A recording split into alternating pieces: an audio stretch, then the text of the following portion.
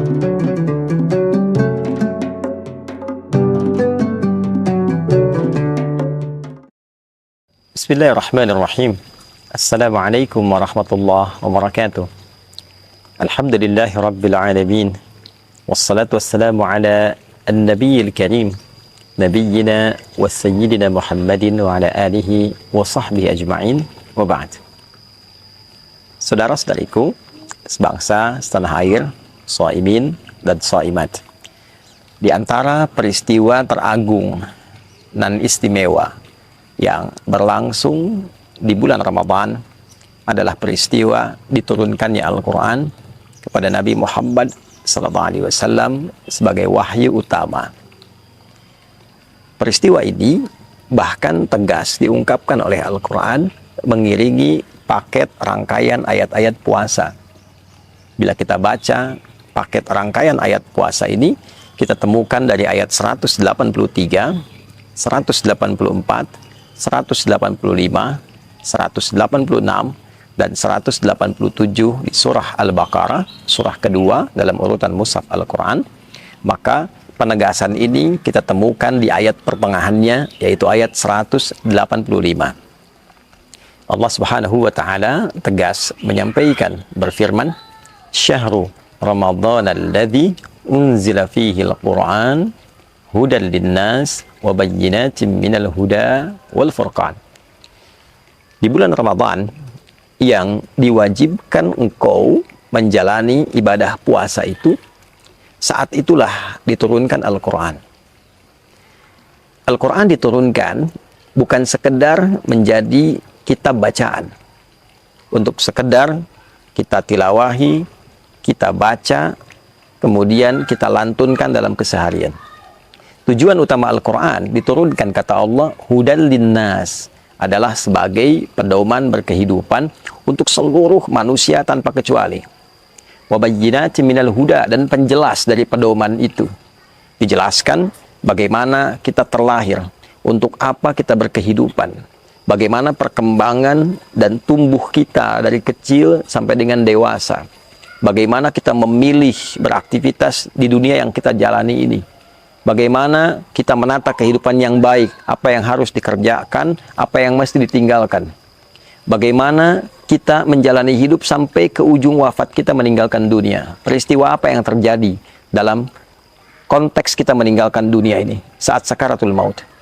Apa yang terjadi di alam kubur. Bagaimana keadaan manusia saat dibangkitkan. Seperti apa peristiwa dalam kebangkitan itu. Bagaimana dan kapan serta di mana manusia dikumpulkan setelah kebangkitan, hingga pada puncaknya adalah penghisaban dan penentuan apakah mendapatkan ridha dan rahmat Allah dengan surga itu, ataukah bertempat di tempat hukuman yang kita kenal dengan neraka itu. Itulah Al-Quran. Jadi saat kita diperkenalkan oleh Allah dengan Al-Quran, mukjizat teragung yang melekat pada kerasulan Nabi Muhammad SAW, dalam saat yang bersamaan kita diajari tentang cara berkehidupan. Al-Quran bukan sekedar mukjizat. Al-Quran adalah manhaj. Al-Quran adalah pedoman yang mengeluarkan kita dari segala macam kerumitan dan kesulitan hidup menjadi cahaya yang mengiringi kita pada kemudahan dan kenyamanan dalam berkehidupan. Itulah sebabnya Allah memberikan satu contoh yang menggugah pada diri kita dan mengajak akal kita dalam saat yang bersamaan untuk berpikir. Saat Al-Quran diturunkan di komunitas yang begitu dalam tingkat kriminalitasnya.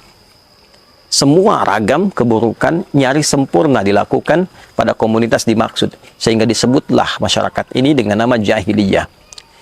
Perampokan, perzinaan, mabuk, pembunuhan, tipu-menipu, pembegalan, komplit terjadi di lingkup masyarakat ini. Lantas apa yang terjadi? Allah tidak mengembalikan tongkatnya Musa alaihissalam kepada Nabi Muhammad SAW, atau menitipkan mukjizatnya Nabi Isa alaihissalam pada Nabi Muhammad SAW. Namun Allah Subhanahu wa Ta'ala mengirimkan satu pedoman tata cara berkehidupan yang elegan, yang ideal, sehingga mampu merubah tatanan masyarakat yang berada di titik nadir keburukan itu berubah menjadi contoh teladan pada masyarakat terbaik yang pernah hidup di muka bumi. jahiliyah berubah menjadi khairul ummah. Diturunkan Al-Quran, menjadikan hati yang keras dan kasar menjadi lembut dan begitu baik. Pencuri berubah menjadi orang yang sangat dihormati. Orang yang rakus berubah menjadi orang yang begitu dermawan. Orang-orang pecundang berubah menjadi pemenang. Orang-orang pemukul berubah menjadi perangkul.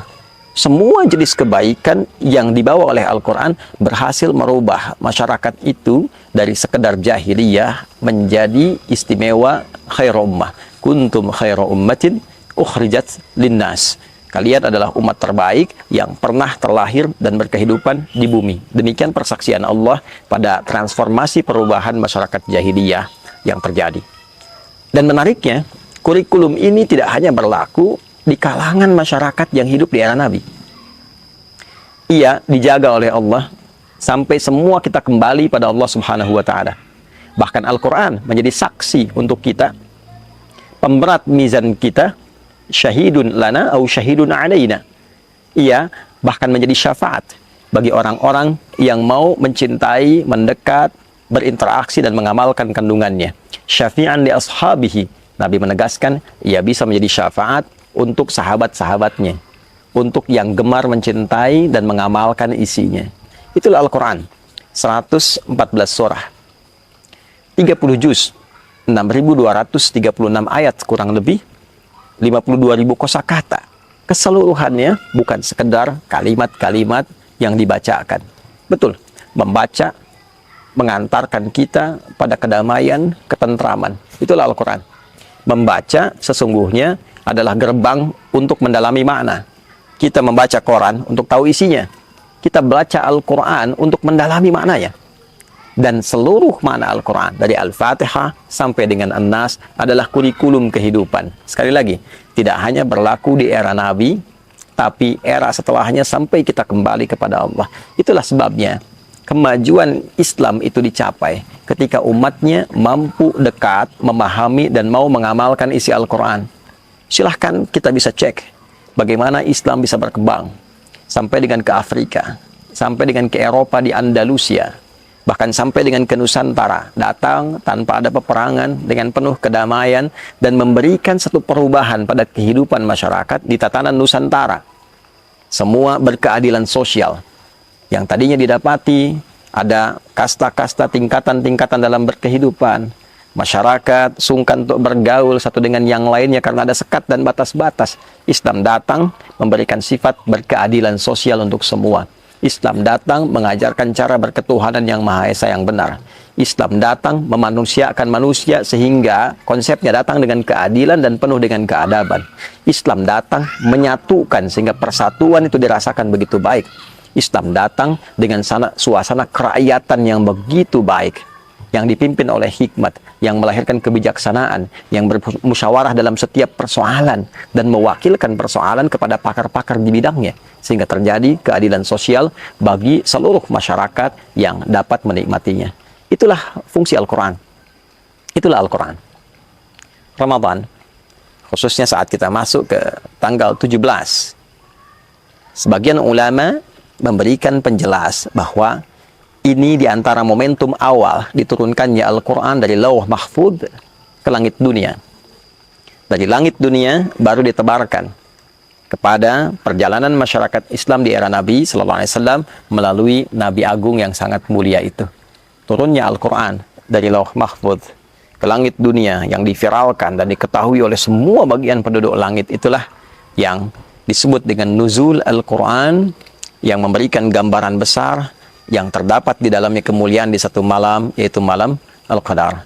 Sedangkan turunnya kepada Nabi SAW sesuai dengan peristiwa-peristiwa dan kebutuhan masyarakat pada saat itu, sehingga menjadi kurikulum bagi kita sampai dengan saat ini, diberikan oleh Allah dalam durasi waktu yang sesuai dengan perjalanan dakwah Nabi Muhammad SAW. Kurang lebih 22 tahun beliau berkehidupan dan menjalani masa dakwah.